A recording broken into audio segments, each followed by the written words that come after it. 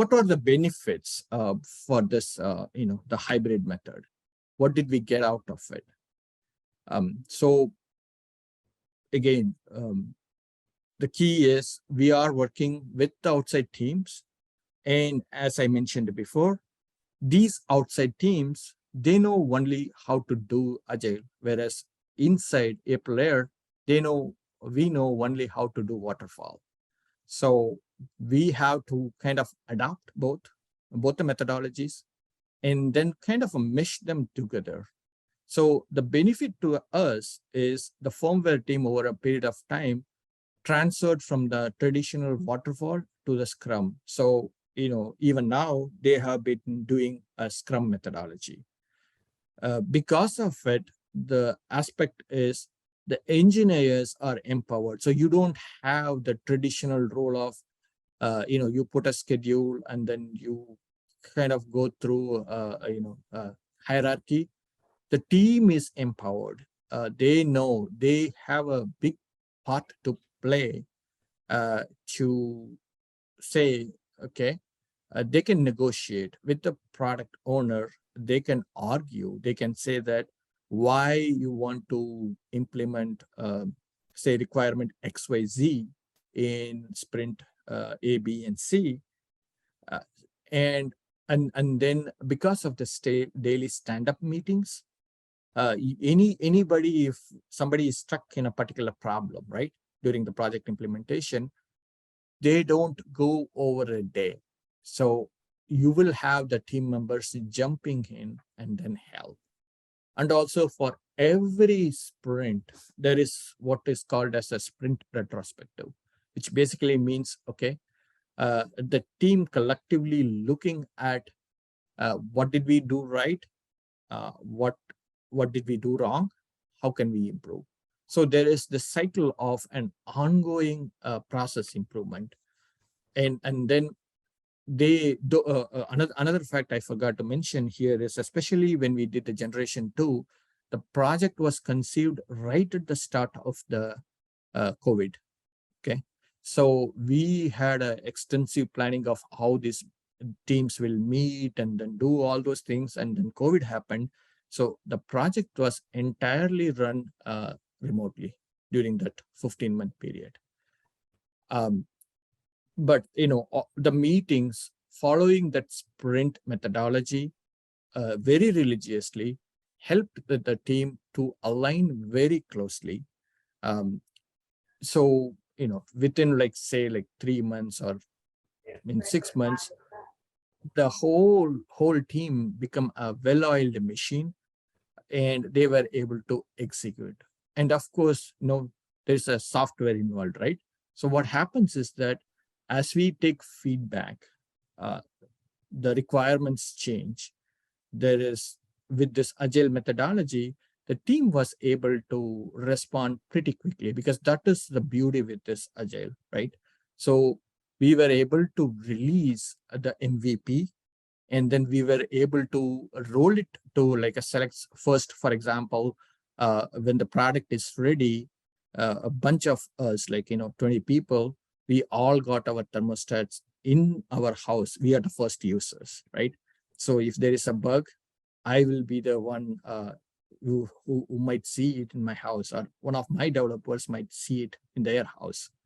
And then we had a voluntary program, 50, 60 people who are April Air employees and contractors. They saw it. Because of this MVP, we know that what are all the features which needs to go first. And then we kind of did an extensive field testing before releasing the actual product to the field. So this is my summary. When it comes to new product development, we have various methodology, and there is no one right answer for the project management. Each of these methods have their pros and cons. And at April Air, we chose this hybrid method where we used both waterfall and Agile together for this project to kind of do both the hardware and the app development together and we were able to successfully introduce the product on time with the best quality. That's all I had. Any questions?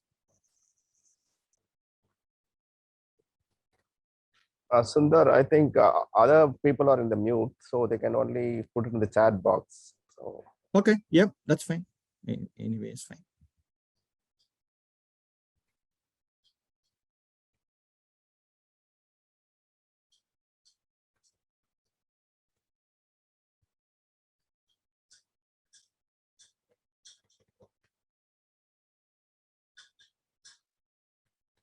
Yeah, let me know. Please go ahead and ask questions, or else I felt that either I've done a good job or I did a bad job, one of the two. So please ask questions.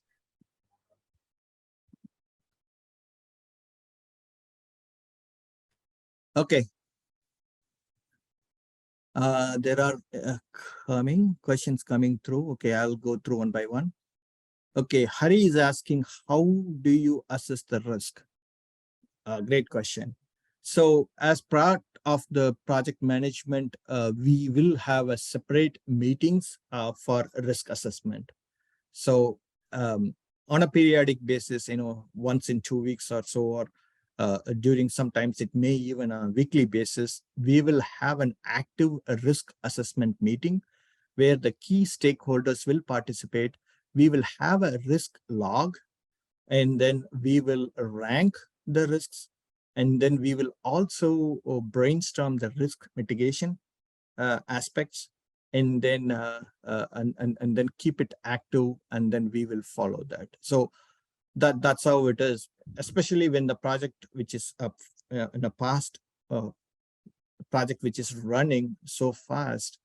Yes, there will be risks, and then actively managing and coming out with a plan B, plan C is it's a must.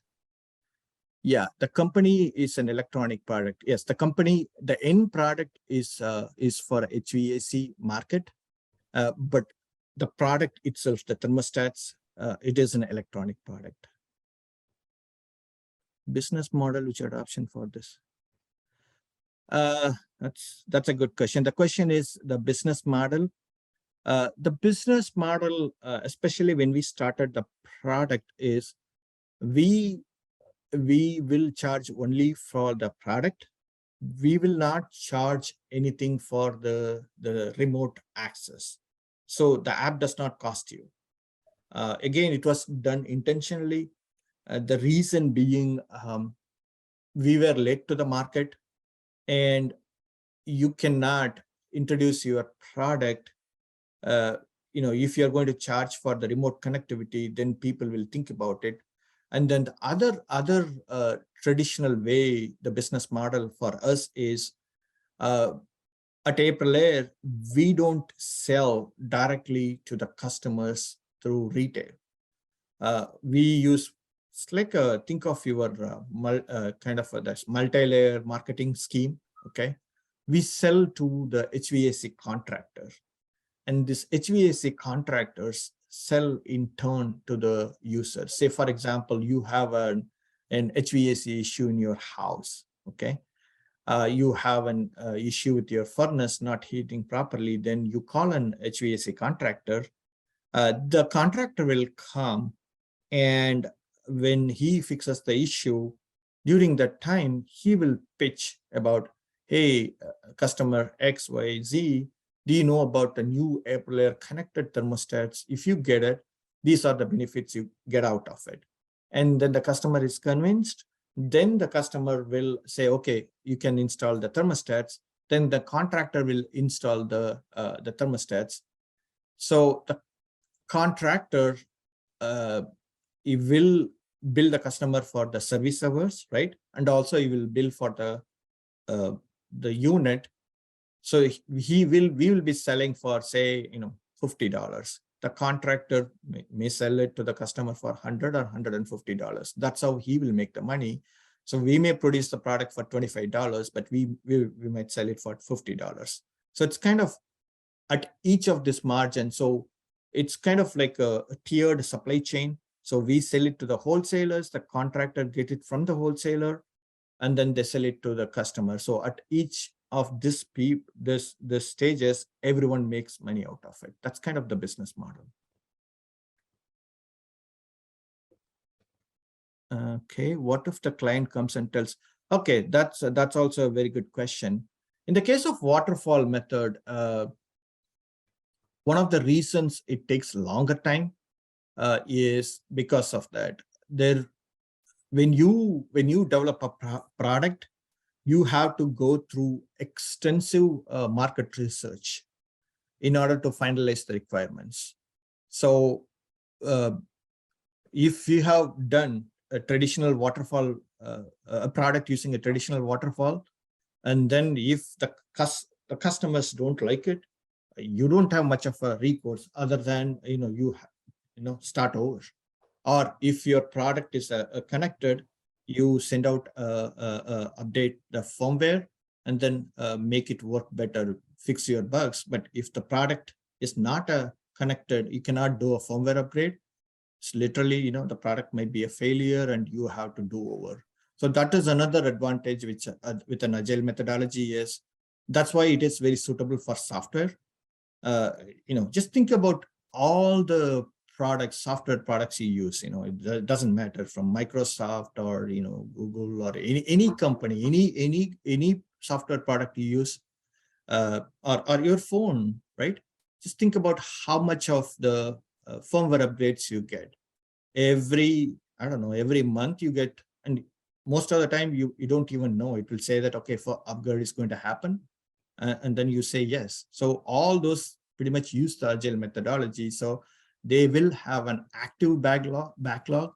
They'll be running sprints, and then they will be on a continuous basis fixing bugs, introducing new features, and the customers get the benefit in updated functionality coming through periodically.